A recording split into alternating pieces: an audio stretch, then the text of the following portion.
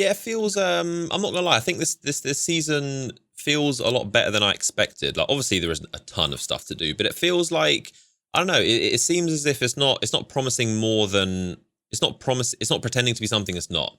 Like Bungie isn't Yeah. pretending this season's gonna be the latest greatest.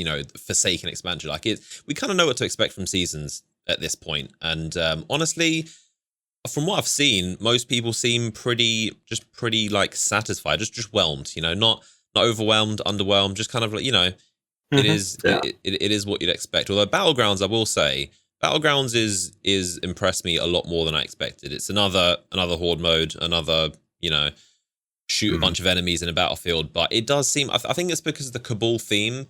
It's just something you can chuck on a podcast. You can just grind away, shoot some Cabals, not too mechanic heavy, apart from Mm.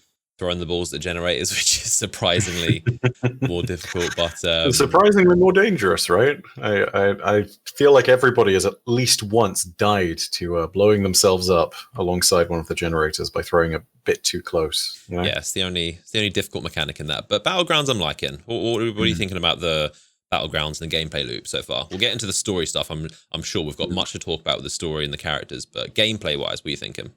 So I love it because it feels like Cabal with the enemy density of the Hive, which is really fantastic because it really does feel as though you're facing an army for once. Like, if I'm sitting there with Eyes of Tomorrow, generally speaking, I can tag all but one of the enemies on screen in most normal encounters.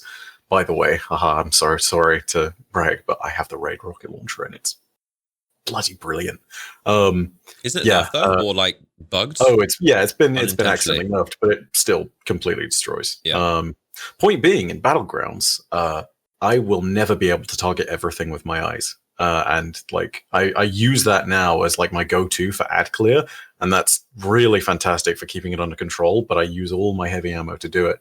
And if I'm just going in there doing primary, it does feel like a constant struggle, and that's in a good way. I think is worth stating. Like enemy density is a weird one in Destiny, but like they've actually got a really chunky number of enemies on the screen at the same time, and it really feels like a big fight. So yeah, it's good. Do you think that could be possibly a next gen thing? Maybe they can cram more enemies, or maybe it's the advantage of what they're able to do.